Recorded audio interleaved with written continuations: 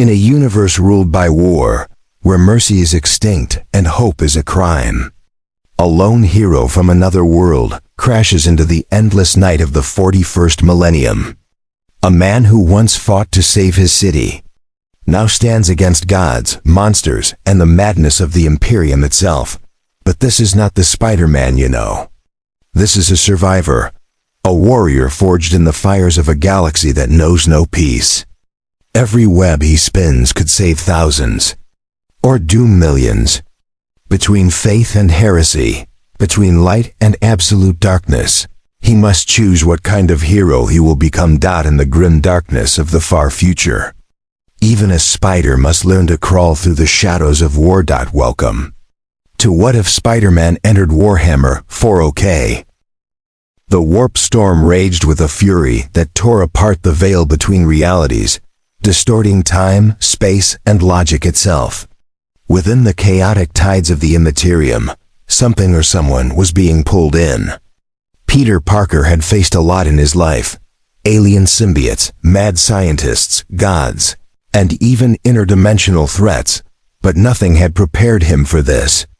One moment, he was battling an unknown energy surge created by a villain trying to tamper with dimensional portals, and the next, the world around him dissolved into colors that screamed.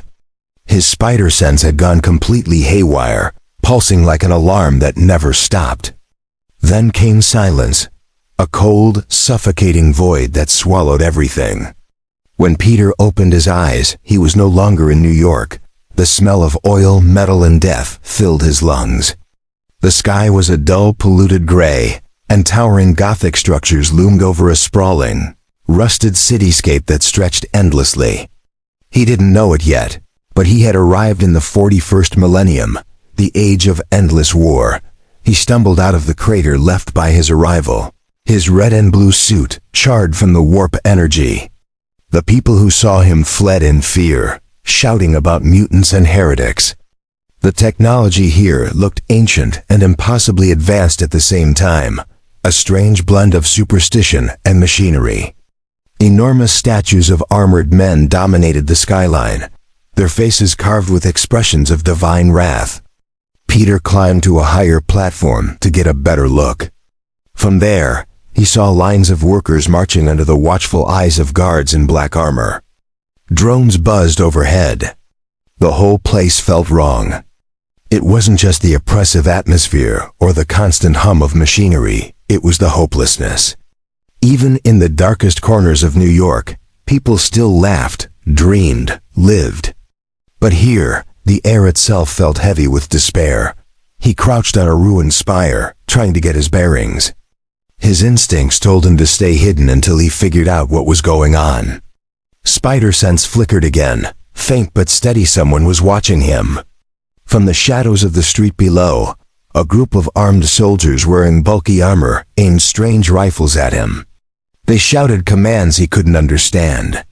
Before he could speak, one of them fired. The bolt round tore through the wall behind him, exploding in a shower of molten metal. Peter leapt instinctively, his webbing shooting out toward the nearest ledge.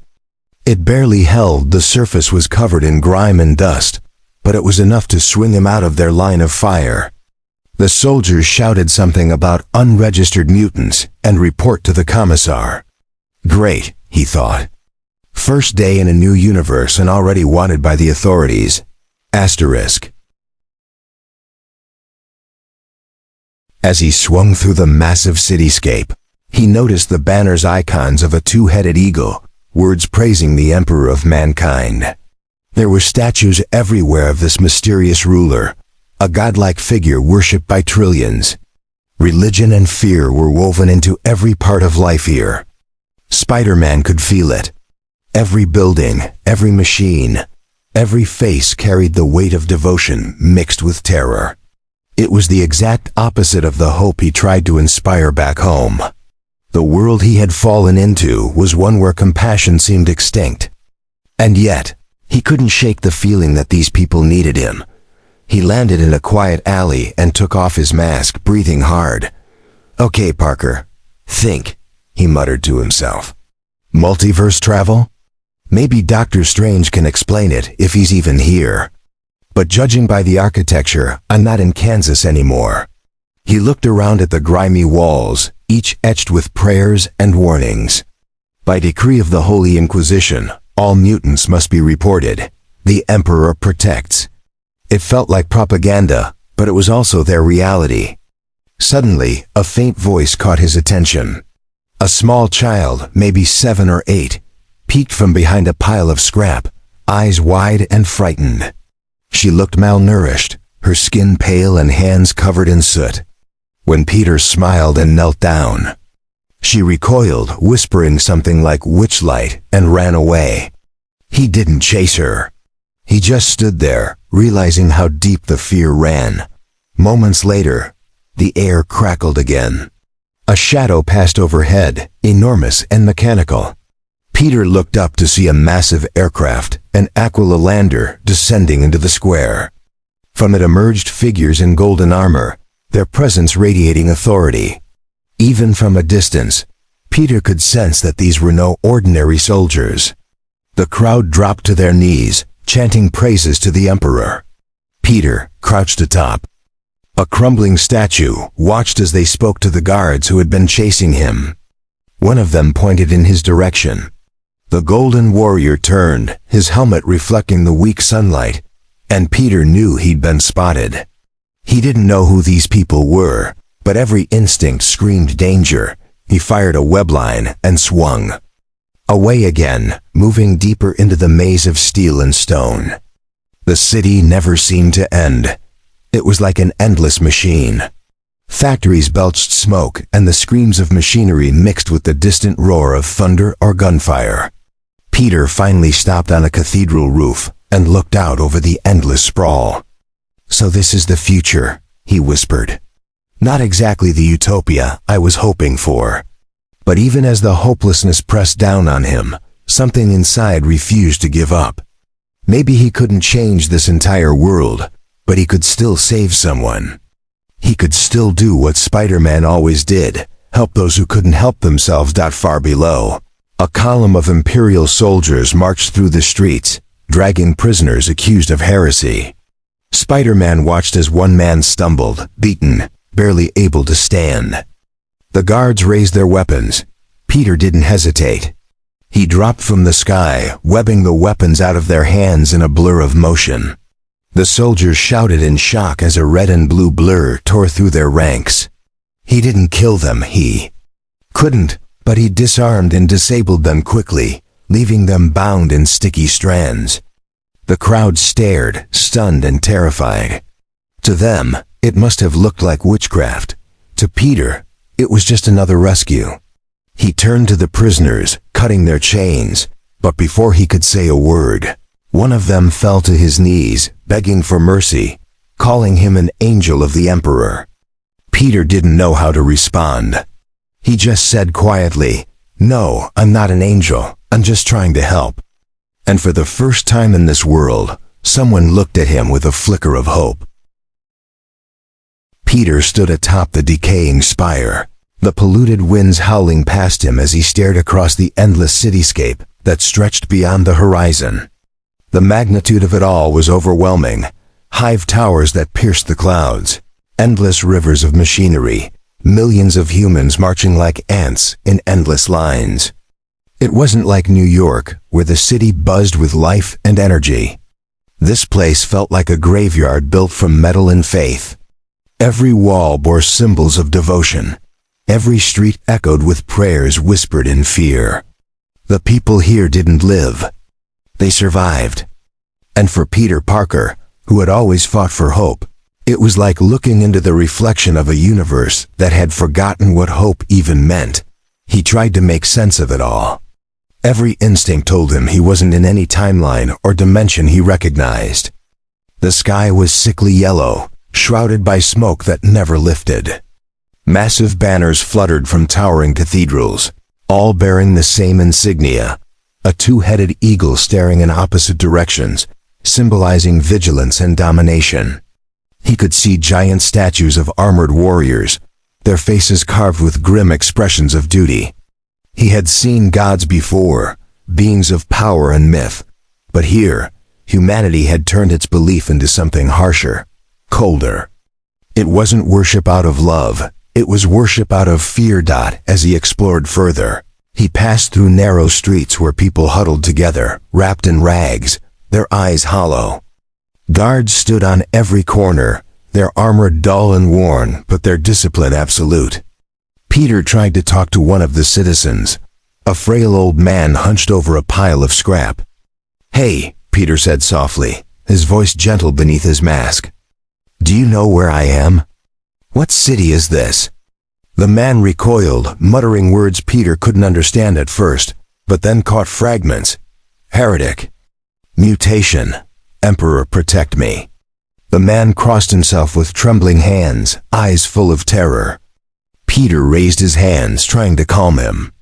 "No, I'm not here to hurt you," he said, but it didn't matter. The man scurried away into the shadows. Peter watched him go, feeling the weight of it settle in his chest. Back home, when he helped someone, they smiled. Even if they were scared, they knew he meant well. But here, kindness itself seemed alien. The people were broken, conditioned to fear everything, even help. He could feel that oppressive belief system pressing down like a physical weight. Everyone here seemed to live under constant judgment. Even the guards looked tired, haunted behind their helmets, as if they too were trapped in a machine that never stopped grinding. He saw massive propaganda displays projected onto the walls, endless sermons proclaiming loyalty to the Emperor of mankind, denouncing heresy, warning of corruption and chaos. The voice blared from speakers everywhere, monotone and mechanical. It wasn't inspiration. It was indoctrination. Peter tried to imagine growing up in a world where every thought was monitored, every deviation punishable by death. It made him realize how fragile freedom truly was. Even the smallest act of defiance here could be seen as treason. His stomach turned at the idea of children growing up never knowing laughter, never daring to dream. He crouched on a gargoyle, his mind spinning. "These people, they're so afraid," he whispered to himself. What kind of world does this to its own? He thought about Aunt May, about how she'd always told him that no matter how dark things got, there was always light if you were willing to look for it. But this world didn't have light, it had fire.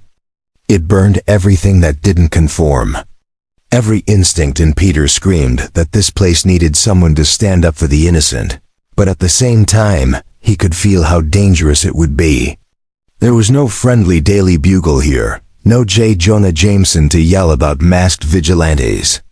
Here, the authorities didn't just dislike heroes, they exterminated them. As he moved deeper into the Hive City, he came across a massive square. Thousands of people were gathered, forced to kneel as a man in dark robes preached from a raised platform. His voice boomed across the plaza, filled with fanatic zeal as he spoke of purity, duty, and the cleansing of sin. Peter watched in disbelief as soldiers dragged a group of trembling figures before the preacher. They were accused of mutant corruption. The preacher raised his hand, and without hesitation, the soldiers executed them on the spot. The crowd didn't scream. They didn't even react. They bowed their heads and murmured a prayer. Peter felt bile rise in his throat. He wanted to stop it, to leap down and web their weapons away, but something inside told him this was not his moment. If he acted rashly now, he'd become a target for an entire empire. Still, watching innocent lives snuffed out under the guise of faith filled him with anger and confusion. How could this universe be so cruel? Back home, he fought villains driven by greed, vengeance, or power, but here, cruelty was systemic. It was the law. He realized then that this universe operated on a logic entirely alien to his own. Justice wasn't blind here. It was chained, beaten, and forced to serve authority. Compassion was weakness. Mercy was heresy. He clenched his fists, his spider sense buzzing faintly, but there was no immediate threat. It was just the background hum of a universe steeped in fear. He wandered for hours, watching people work themselves to exhaustion in factories where smoke blotted out the sun. No laughter, no music, just the sound of grinding metal and shouted orders. He found a mural painted across a crumbling wall, a depiction of the Emperor in radiant armor, standing triumphant over monsters and demons. The words beneath it read, "Only through suffering is salvation earned." Peter stared at it for a long time. He had always believed that power came with responsibility, that those with strength should protect those without it. But here, power only served to control. Responsibility wasn't a virtue. It was a curse used to justify oppression. When night came, the city didn't sleep. It simply changed colors, lit by torches and glowing runes. Patrols marched endlessly, and the cries of the punished echoed faintly through the smog. Peter perched high above, watching it all unfold, his heart heavy. This world was beyond anything he'd faced, a place where even heroes might be seen as heretics. Yet despite everything, despite the horror and the hopelessness, he couldn't bring himself to give in to despair. The people here had accepted this existence. But he hadn't. He couldn't. Somewhere deep inside, Peter knew that if he was going to survive here, he'd have to understand this universe's cruelty and find a way to fight it without losing himself in the process. The city was restless that night, shadows stretching long and heavy as industrial fumes coiled through the streets like serpents. Peter had been watching from above, perched on the remnants of a collapsed cathedral spire, when his spider sense began to twitch. It wasn't the faint hum of someone watching him this time. It was sharp, immediate, and wrong. Something terrible was happening nearby. He swung toward the sensation, the sound of machinery and desperate voices growing louder with each web line. When he reached the edge of a factory district, he saw it. A mob of people gathered in the square, chanting strange words that made the air itself seem to vibrate. The symbols they had painted on the ground glowed with sickly light, forming a pattern that hurt to look at. Peter didn't understand what they were saying, but the tone was unmistakable. It was worship. Not of something good, but something monstrous. He crouched on a broken pipe, watching as the crowd's movements became frantic. Their eyes burned with madness, their flesh trembling as if something beneath their skin wanted out. Spider sense screamed again, stronger this time, and then he saw it. The air split open like glass, and something began to emerge. It wasn't human. It wasn't even alive in the way Peter understood life. The creature's form twisted between smoke and flesh, its presence making the nearby walls corrode as if reality itself was rotting around it. The cultists fell to their knees, chanting louder, their faces filled with ecstasy and terror. Peter had seen dark magic before, symbiotes, sorcery, alien energy. But this was different. This was pure corruption, raw and ancient. He didn't think. He acted. Web shooters clicked, and in seconds he dropped from above, webbing the glowing symbols in thick, sticky strands. The lines hissed where they touched the runes, the unnatural energy burning them away. The cultists screamed, some attacking him with makeshift blades. He dodged easily, moving faster than they could track, his movements a blur of red and blue in the darkness. "I don't know what kind of satanic book club this is," he muttered, disarming one of them with a web to the hand. But the meeting's over. The creature shrieked, half-formed, its claws slicing through the air with impossible speed. Peter barely rolled aside as the ground where he had stood melted into sludge. His webbing shot out again, striking what passed for its face, but it tore through the strands like paper. He realized this thing wasn't fully in the world yet. The ritual was pulling it through, using the cultists as anchors. If he could break that connection, maybe he could send it back. But how? He didn't know the rules of this universe's magic or science. All he knew was that he had to try. He fired web after web, tangling the cultists, yanking them away from the glowing circle. One of them screamed as the creature turned on its own followers, absorbing their bodies into itself, growing stronger. The stench of burning flesh filled the air, and Peter gagged behind his mask. "Okay, definitely not the Green Goblin," he muttered, ducking under a clawed arm that sliced through a pillar like butter. He leapt onto a nearby wall, using his enhanced strength to rip free a massive chunk of steel piping and swung it into the creature's torso. It connected with a wet, thunderous crack, and the thing staggered, shrieking in rage. The sound drew attention.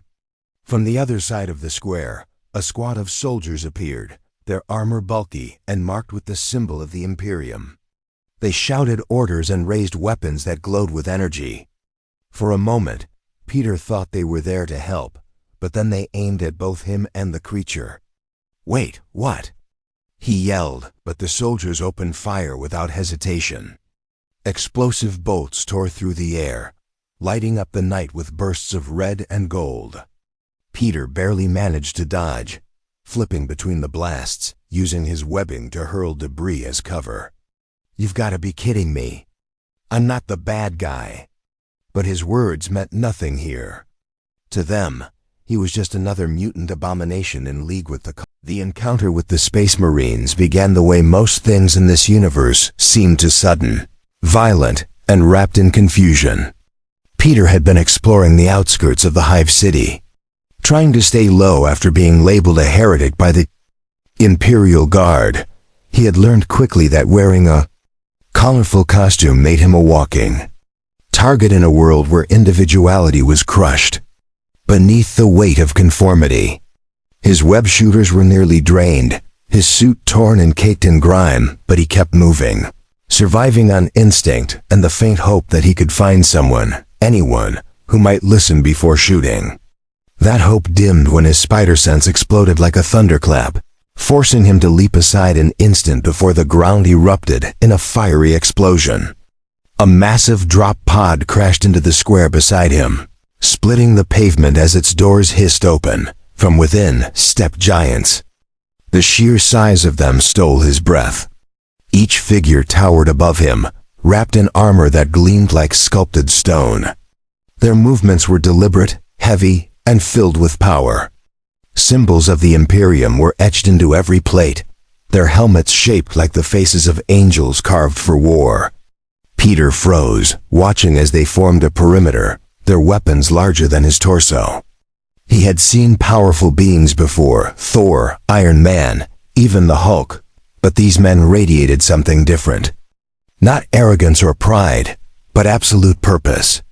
They were walking embodiments of belief, unshakable, inhumanly disciplined. One of them raised his bolter and spoke. His voice filtered through his helmet's vox grill, a deep metallic rumble. "Unidentified entity. You stand upon holy ground of the Emperor. State your allegiance." Peter blinked, trying to find the right words. I'm just visiting?" The Marines didn't move. Their visors glowed faintly, scanning him. "Mutant biosignature detected," another said. "Warp residue on his armor. He may be tainted." Peter sighed under his mask. "Great, you guys sound like my high school principal but scarier." His attempt at humor went nowhere. The first Marine took a step forward, his massive boots cracking the pavement. "By decree of the Inquisition, you will submit to purification protocols." "Okay, yeah, that sounds painful," Peter muttered, and when they aimed their weapons, he knew this was about to go bad fast. His spider sense flared, and he leapt into motion just as the bolters fired. The air exploded with thunder, shards of molten stone scattering in every direction. He swung between them, webbing onto a rusted crane and flipping high over their heads. The Marines followed his movements with mechanical precision, firing controlled bursts that shook the air. Peter dodged, weaving through the chaos, but it was like trying to fight tanks with boxing gloves. He couldn't even get close. He shot a webline to a nearby tower and pulled himself up, landing just long enough to catch his breath. "Okay, note to self," he muttered. "These guys make the Avengers look like amateurs." He looked down again, expecting them to regroup on the ground. But instead, one of them was climbing the wall after him. Not with webs or gadgets, but with sheer strength, driving his armored fingers into the stone and hauling his massive frame upward. Peter fired a web at his face, but the Marine tore through it like it was nothing. All right, plan B. He dropped off the wall, swinging around behind the squad, trying to disarm them. His webbing hit the barrel of one bolter and yanked it aside just as it fired, the shot exploding harmlessly into a wall. The Marine turned, unfazed, and swung a fist the size of a small boulder. Peter ducked, the punch smashing through solid metal beside him. He moved fast, trying not to hurt them, but his attacks barely registered. His punches felt like tapping a car door. Still, he had one advantage: speed. Using every ounce of agility he had, Peter danced around them, webbing their weapons, tripping them, trying to create space. For a moment, it almost worked until one of them spoke again. "Hold fire." The command cut through the noise, and the squad instantly stopped. The leader stepped forward, towering even higher than the others, his armor adorned with purity seals and a golden aquila across his chest. "This creature fights with restraint," the leader said, voice calm and commanding. "He seeks not to kill." Peter froze, panting. "Glad you noticed. That's kind of my thing." The leader studied him for a long moment. "You are no servant of chaos." The other Marines lowered their weapons, but their posture stayed ready. Peter, unsure whether to relax or run, stayed crouched. "Look, I don't know what chaos is, but I'm guessing you guys deal with it a lot." The leader tilted his helmet slightly, then removed it with a hiss. The face beneath was scarred, but human stern, battle-worn, and full of unwavering conviction. "I am Brother Captain Varus of the Ultramarines. You stand in the Emperor's realm, outsider. Explain your presence." Peter hesitated. "Okay, long story short, I fell through some kind of space magic wormhole thing and ended up here. I'm not from this world. I don't even know where here is really." The captain's eyes narrowed. "You speak lies easily for one touched by the warp." Peter raised both hands defensively. "No lies, just a lot of confusion and bad luck." For a tense moment, silence hung between them. Then Varus looked at the webbing. The planet chosen for their confrontation had long been dead, its surface reduced to ash and bone from centuries of endless war. The air was thick with the residue of past battles, ash from burned cities, rust from fallen war machines, and the faint psychic screams of those who had died worshipping false gods. In that grim silence, two figures stood facing one another, symbols of opposing forces in every sense. Calgareth, the Blood Reaper, towered like a mountain of armor and hate, his eyes burning with endless rage, his wings torn and reforged from the remains of fallen seraphs. His voice shook the air as he spoke the words of Khorne's tongue. A challenge that resonated through both reality and the warp. Across from him stood Superman, calm and unflinching, his cape torn and his armorless body glowing faintly with solar energy. The Demon Prince grinned, his teeth like molten blades. "You have strength, mortal god. But strength without slaughter is weakness. Come, show me what your hope is worth." He charged, the ground cracking beneath his steps, every movement an earthquake. Superman met the charge without hesitation. Their first impact shattered the silence of the world, sending shockwaves that flattened distant mountains. Calgarith's axe, forged from the heart of a dying star, came down with enough force to sunder a fortress. Superman caught it with both hands, the ground beneath him liquefying from the pressure. The demon laughed as sparks and blood-like energy sprayed around them. "Yes," he roared. "Bleed for me." Superman's eyes flared red, and his heat vision struck the demon's chest, burning through the armor of damned souls. The creature howled but pressed forward, swinging again. The two clashed again and again, each blow powerful enough to crack the planet's crust. The demon's fury was endless, every strike feeding off the bloodshed around them. Even the ghosts of wars long ended. Superman realized he was fighting not just a being, but an idea, the embodiment of war itself. Calgarith's laughter echoed through the warp, feeding off the energy of battle. "You cannot win," he bellowed. "Every strike you make empowers me. Every struggle makes me stronger." Superman moved faster than the eye could follow, his fists striking with the precision of a god. He launched the demon into the sky, following him into the upper atmosphere, where the thin air glowed red from the heat of their combat. The demon retaliated by opening a portal mid-battle, summoning blades of pure warp energy that rained down like fire. Superman flew through them, deflecting and burning them away, but each strike drained his solar reserves. The nearby star was dim, starved by the corruption of the warp. He could feel his strength waning, but his determination only hardened. Calgarith taunted him between blows. "You fight for mortals who would burn you as a heretic. You protect a species that worships death." He flew forward, faster than light, driving the demon through the planet's crust, through its core, and into the void of space beyond. There, bathed in the dying light of the star, Superman unleashed everything he had. His heat vision, his strength, his very willpower became a weapon of light. The warp tore open around them, and Calgarith's form began to disintegrate, the energies of Khorne screaming in fury as they were forced back into their dimension.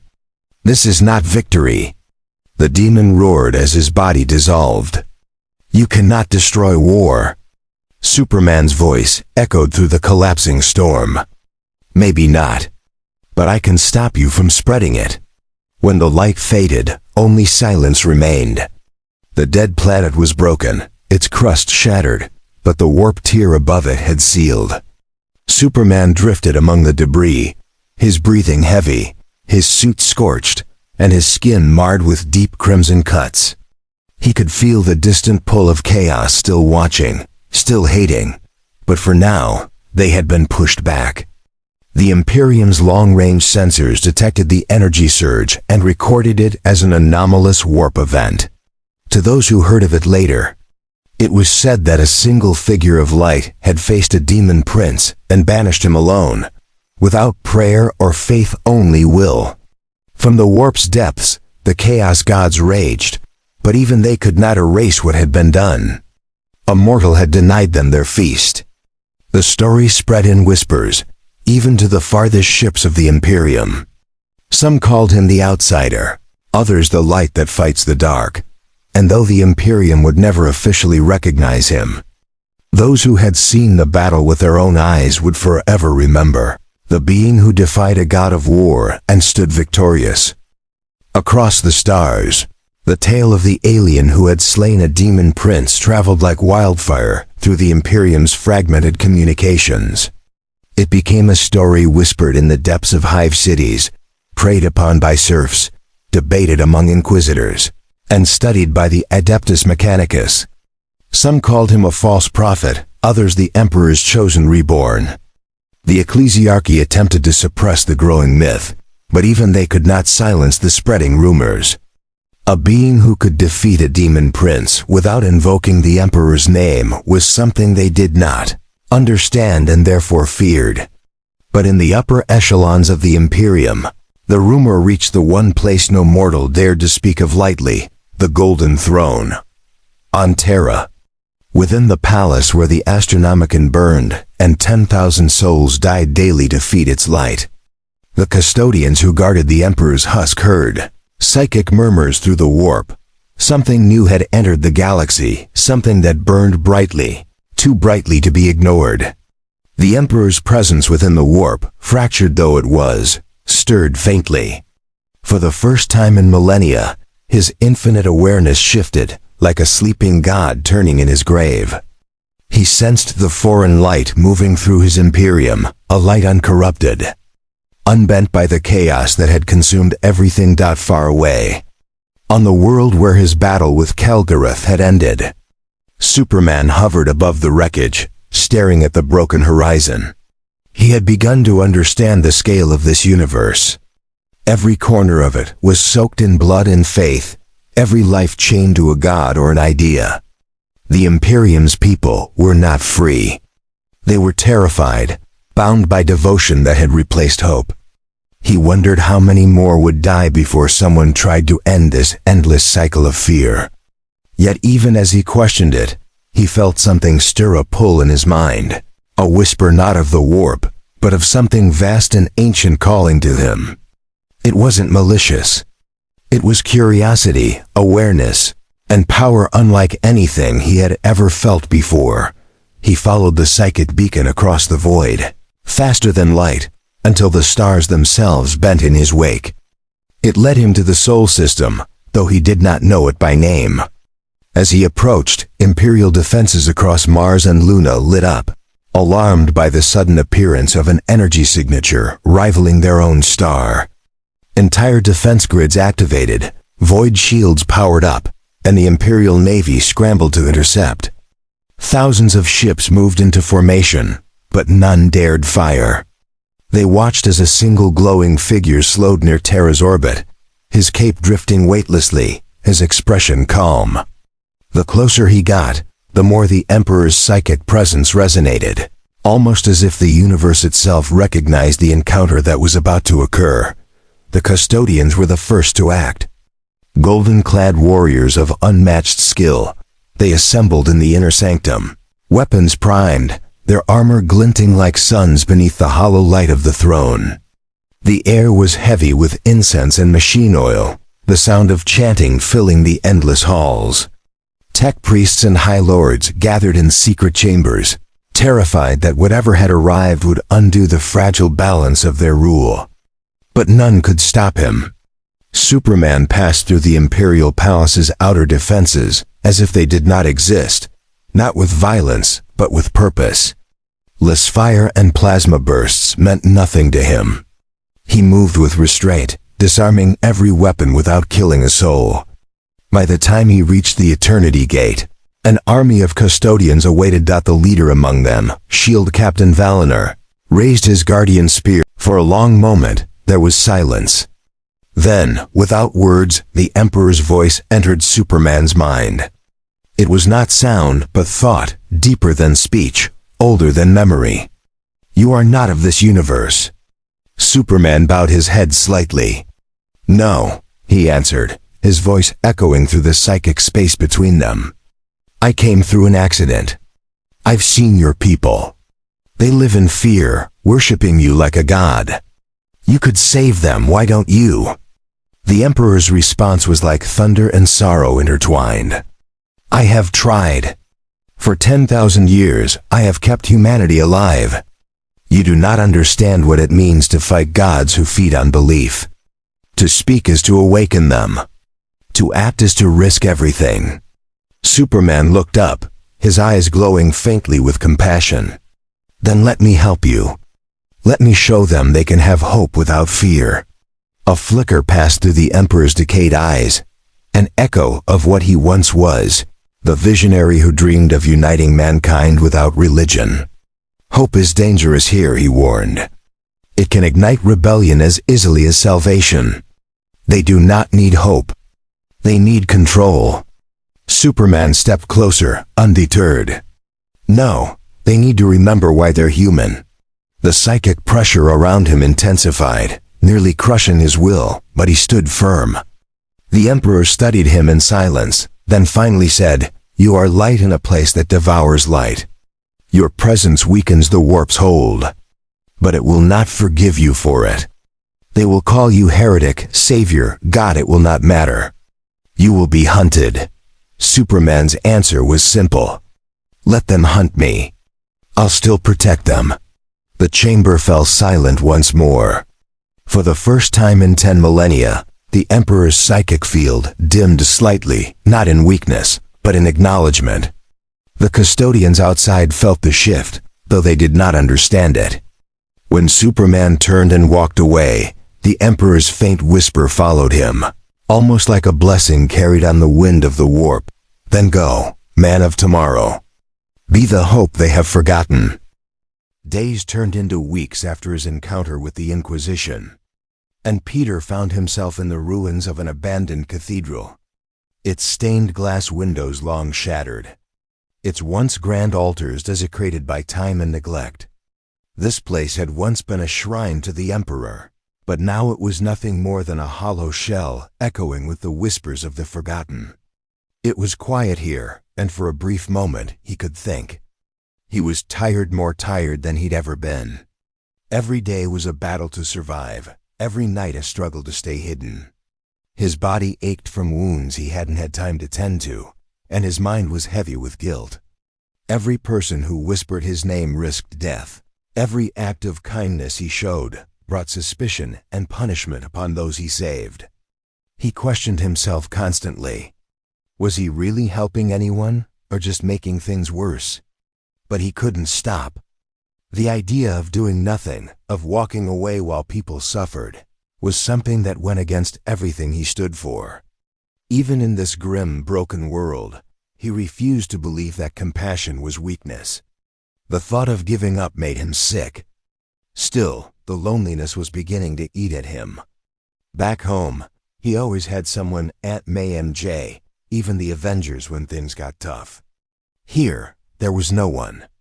No friends, no allies, no one to even talk to. Only the endless noise of a world drowning in its own cruelty, that changed one night when he heard the screams. He had been patrolling the outer ruins of the hive when a bright light flared in the distance. A squad of soldiers was attacking a group of refugees' families fleeing from deeper sectors where a cult had taken over. The soldiers weren't fighting chaos. They were cleansing unregistered citizens, people who simply didn't have the right papers. Peter didn't think, he acted. He swung into the chaos, webbing rifles away, knocking soldiers aside, shielding civilians from gunfire. It was a blur of motion and instinct, his body moving faster than the soldiers could react. Within seconds, the attackers were disarmed and unconscious. He turned to help the refugees, only to realize they were already on their knees, bowing before him. "Please, Blessed One," an old man whispered, trembling. "Spare us. We have done nothing wrong." Peter froze. No, I'm not here to hurt you," he said quickly, kneeling to help him up. "I'm trying to get you somewhere safe." But they didn't understand. One of the women looked up at him with tears in her eyes and said, "The Emperor sent you." The words hit him like a punch. He wanted to deny it, to tell them he wasn't divine, wasn't holy, but what could he say? In this world, faith was the only language people knew. If they believed he was some kind of miracle, maybe that belief could keep them alive. He guided them through the dark tunnels to an old shelter he'd secured, giving them food and warmth. As the family settled, Peter sat apart, his mind spinning. He didn't want to be worshipped, but he also couldn't take their hope away. For the first time since he'd arrived, he wasn't alone. The children laughed softly as they played with strands of his webbing, their fear forgotten for a moment. It made him smile, even as part of him ached knowing how fragile that peace was. He'd seen what the Imperium did to people who defied its order. The moment they found out he was helping these refugees, they'd all be slaughtered. Over the following days, Peter built a network of hidden routes through the lower hive, using his agility and knowledge of the city's forgotten passages. He became the unseen guide of the lost, moving small groups of civilians to safety, away from Arbite's patrols and cult infestations. The people started calling him the Web Saint, a name he hated but couldn't shake. They left offerings, pieces of scrap shaped like spiders, candles made from industrial grease, little symbols of faith crafted from debris. Every time he saw them, he felt a twist of guilt and warmth. He didn't want to be their saint, but he couldn't deny that for the first time. His presence was saving more lives than it endangered. One evening, as he was helping an injured worker wrap his wounds, the man looked up at him and said, "You're not like the others. The angels of the Emperor, they only bring death. You bring light. Peter froze, unsure how to respond. He wasn't a soldier, wasn't divine, he was just a guy trying to do the right thing. But in the Imperium, that made him something extraordinary. To these people, mercy itself was alien. He realized then how starved they were for kindness. Even a simple act of care felt like a miracle. But miracles attract attention. The Inquisition's reach stretched everywhere, and it wasn't long before whispers of the Web Saint began to spread beyond the refugee tunnels. Servitors and data clerks in the upper levels began reporting strange incidents, batches of missing citizens, power fluctuations in abandoned zones, sightings of a figure leaping across the spires. The stories conflicted. Some said he was an angel, others a Xenos creature disguised as man. The Inquisition's suspicion grew, and new orders were sent to purge the lower hive again. Peter knew what was coming, but he refused to abandon the people he'd promised to protect. When the Arbites finally descended, the refugees were ready. Using his webbing, Peter had fortified the tunnels, creating traps, diversions, and escape routes. Smoke bombs made from industrial chemicals filled the air, blinding the soldiers. Peter struck from the shadows, never killing, only disarming and disabling. The refugees fled deeper into the labyrinth, and for a while, it seemed like they might actually make it. But the Inquisition never gave up.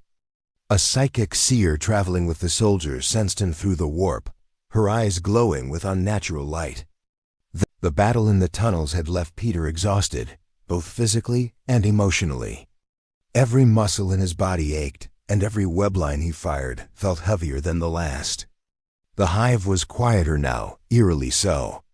The echoes of chaos, gunfire, and screams had faded, replaced by an unsettling calm. The Inquisition's purge had ended, but at a terrible cost. Hundreds of refugees were gone, some dead, others captured, and a few scattered across the endless labyrinths of the lower levels. Peter had managed to save only a handful. They huddled together in a makeshift shelter, their faces hollow and eyes red from smoke and grief. He moved among them silently, patching wounds, fixing what little equipment they had left, and forcing himself to keep busy. He couldn't bear to stop, because stopping meant thinking. Thinking meant facing the truth that no matter how hard he fought, the suffering never seemed to end. He sat apart from them later, crouched on a ledge that overlooked the smog-choked expanse of the hive. From up here, the city looked infinite, an ocean of steel and decay stretching in every direction. He thought of New York, of the bright lights and the sound of traffic, of laughter and noise and color. This world was the opposite of that. It was a monument to despair, built layer upon layer until the sky itself had disappeared. He wondered if this was what it meant to truly lose hope. For the first time since he'd been here, a small voice whispered inside him, asking if it was even worth it anymore. But as he stared into the darkness, his spider sense tingled not with danger this time, but with something else. A presence.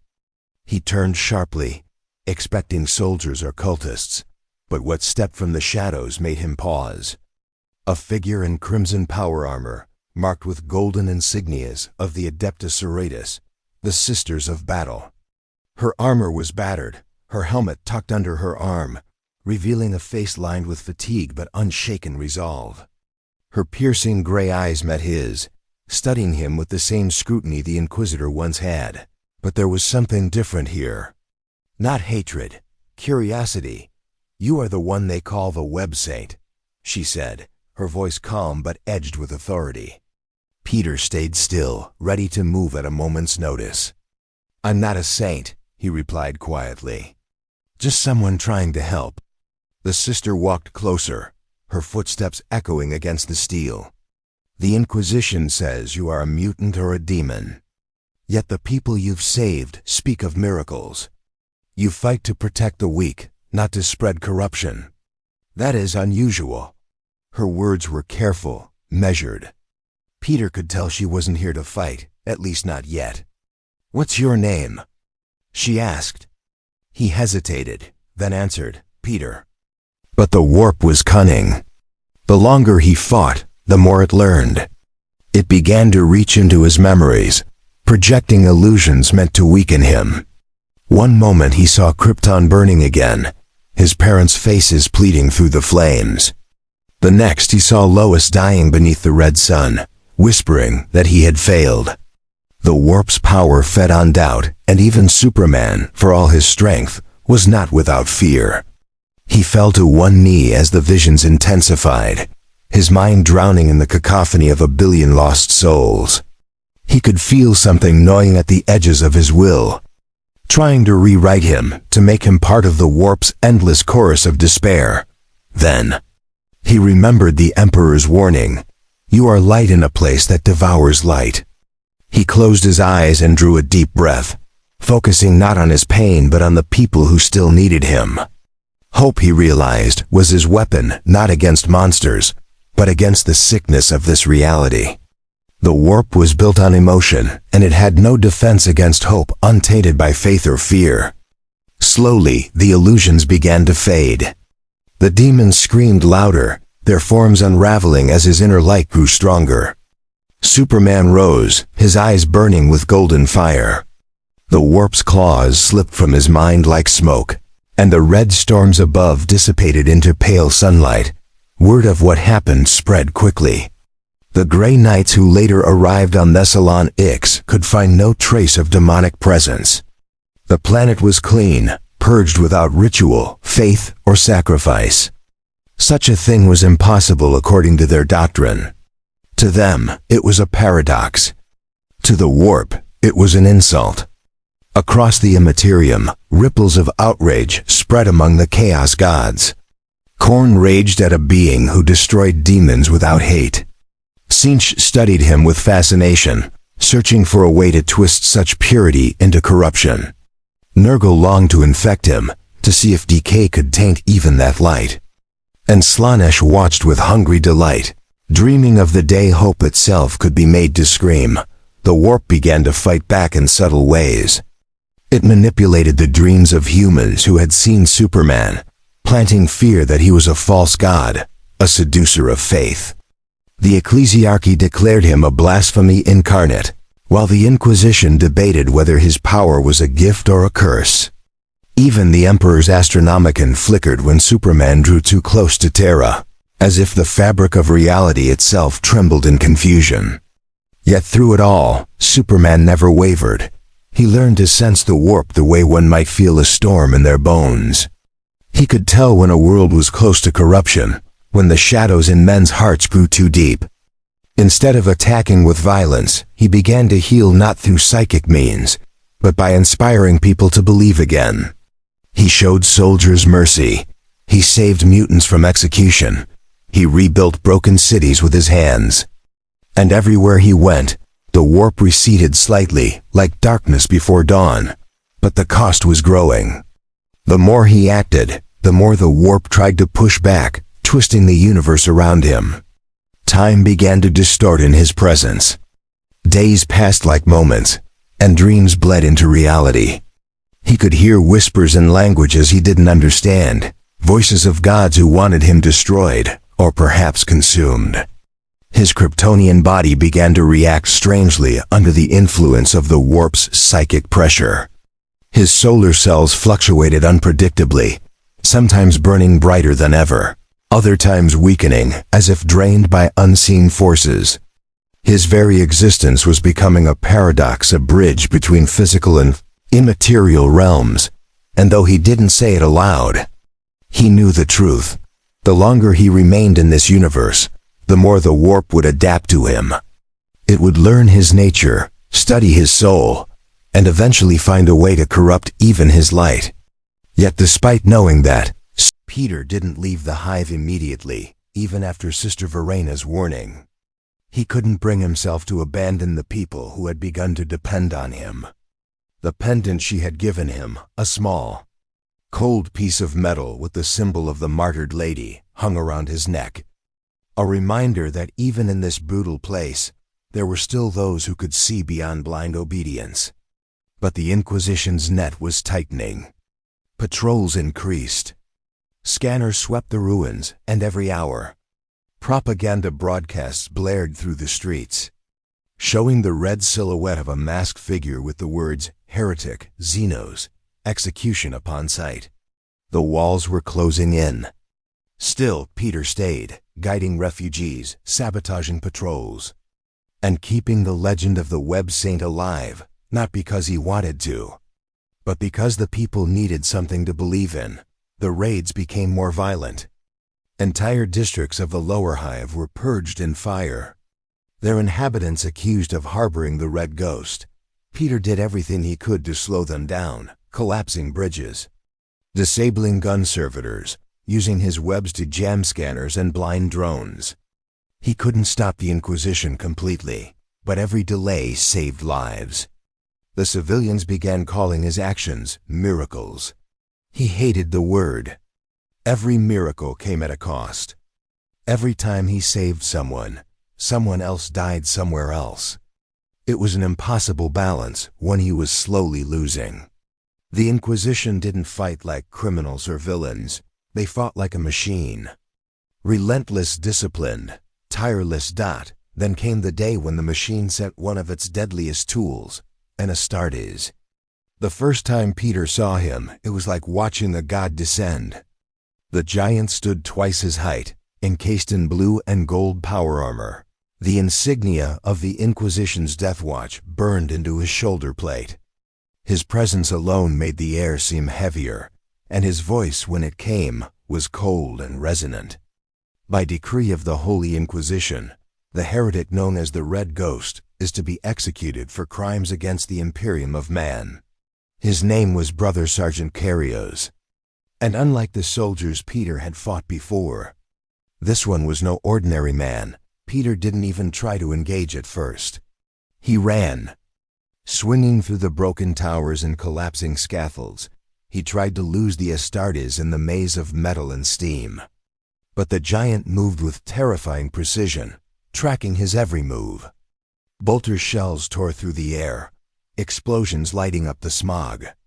One clipped his leg, sending him crashing through a wall. Peter fired rapid webs, binding the warrior's arms, but the strands burned away in seconds as the power armor surged with energy. Karios struck him with the back of his armored fist, sending him crashing through a pile of debris. Pain exploded through his ribs and his vision blurred. He forced himself to stand, gasping for air. "You're one hell of a preacher," he muttered, wincing. Karios stepped forward, raising his sword. "You speak blasphemy, even as you fall. Your death will cleanse your corruption." Then, before the blade could fall, something shifted. A blast of light erupted from above, bolter fire, but not from the Inquisition. The shot struck Karios' armor, staggering him slightly.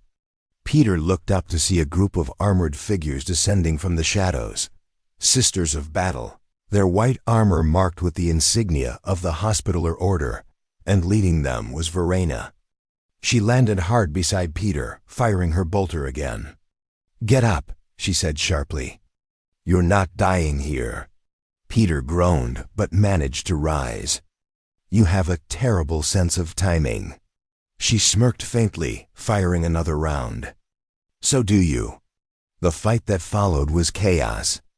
Karios turned his wrath on the sisters, his blade cleaving through the air in arcs of burning light. Verena shouted orders, her squad fanning out, using coordinated fire to distract and weaken him. Peter joined in, using his agility to stay one step ahead, webbing Karios' weapon, tripping him, throwing debris in his path.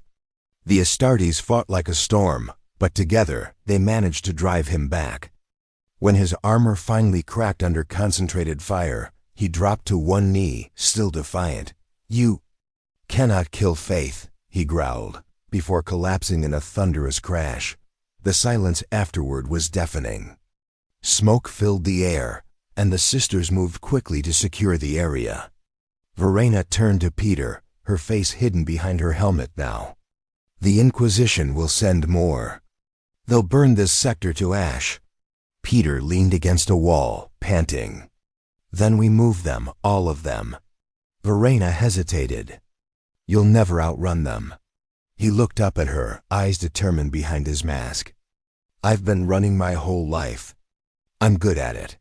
Over the next few days, Peter and the sisters worked together to evacuate as many civilians as they could.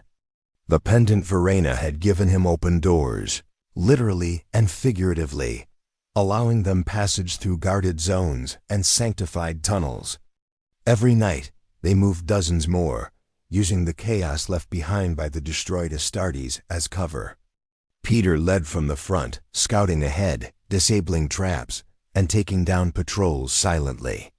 For once, he wasn't alone in his fight. Verena and her sisters stood beside him, not as believers or inquisitors, but as allies. When the last group finally reached the outer sectors, Peter stood at the edge of the hive, looking up at the faint glow of the upper spires piercing the smog. He didn't know what waited for him there. Maybe freedom, maybe another war, but for the first time in this dark, merciless universe, he had done something that mattered. The people he'd saved would live. The web saint was no longer just a myth whispered in the dark. He had become something real, something the Imperium could neither understand nor destroy.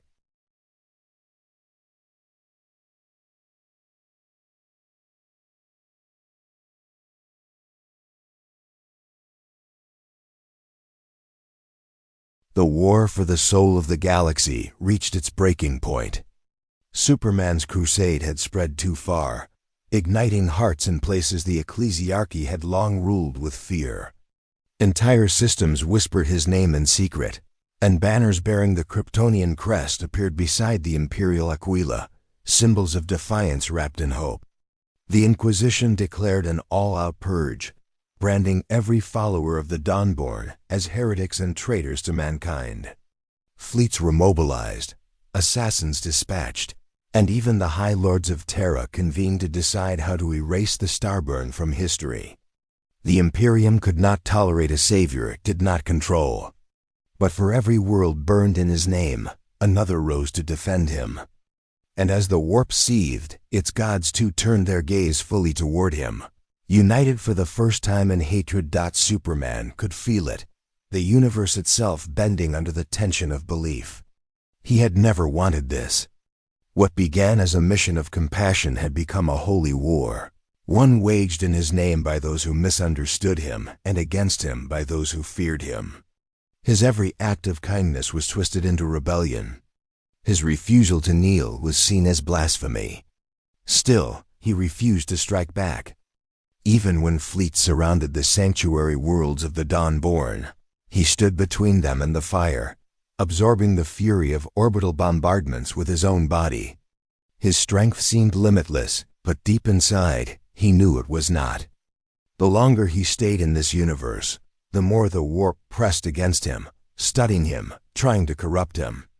It whispered through dreams, promising him the power to save everyone if only he would surrender to its embrace. The Emperor, still bound to the Golden Throne, watched in silence. His psychic senses felt the growing storm across the warp, a surge of emotion so pure and bright that even the Astronomicon dimmed before it. Hope was spreading, uncontrolled, and it was weakening the very chains that bound the gods of chaos. The Emperor knew that this could either save mankind or destroy it utterly. His awareness reached across time and space, touching the alien's mind one final time. "You have done what I could not," the Emperor whispered through the warp storm, his voice more thought than sound. But hope is a blade that cuts both ways. Superman heard him, even as the world around him burned. "Then let me be the one to bear the cut," he answered softly. On the edge of the Eye of Terror, the warp itself tore open in fury. From the wound poured legions of demons, greater than any incursion seen since the Horus Heresy. At their head marched the 4 champions of the Chaos Gods, united for the first time, drawn by a single purpose: to destroy the being whose light threatened to starve them. Superman arrived before the Imperium's fleets could even reach the system. The void itself screamed as reality twisted. Time fractured and suns bled crimson fire. He hovered before the maelstrom, his cape fluttering in a wind that did not exist, his eyes burning with determination. "If this is what you fear," he said to the storm, "then I'll face it alone." The battle that followed was beyond comprehension. Worlds shattered under the shockwaves of their clash. Demon princes lunged at him in waves, their forms dissolving into light as his blows struck true. The sky itself seemed to burn as he fought, his every strike a thunderclap of defiance. But the warp fought back, not with strength alone, it attacked his soul. Every fear, every regret, every doubt was dragged from his mind and weaponized against him. He saw visions of his parents dying again, of Lois fading into dust, of himself becoming the very tyrant he despised. The warp tried to make him believe he was no better than the gods he fought. For a moment, even he faltered. Then, from the depths of the storm, a familiar voice echoed Inquisitor Marentha Vale, her ship battered and aflame, broadcasting her voice to all frequencies. "You are not a god," she said, her voice trembling, "but you are what we should have been. Remember who you are." Her words steadied him. The despair that the warp had unleashed turned to defiance. He drew upon the light within, that eternal well of willpower that no darkness could consume. The demon screamed as his aura ignited like a miniature sun. The warp's corruption recoiled. The demonic hosts began to dissolve under the purity of that light. Even the gods themselves felt it. Korn's fury turned to silence. Sinch's laughter froze, Slanesh wept with longing, and Nurgle's joy wilted into sorrow. But the price was unbearable. The warp could not be destroyed, only balanced, and the more he fought, the more it tried to devour him in return. His Kryptonian cells, strained beyond their limits, began to fracture under the metaphysical pressure. His body became translucent, energy bleeding into the void like starlight spilling from a dying sun. He understood then that to save this universe, he could not remain part of it. He rose higher into the storm, his body glowing brighter with every heartbeat.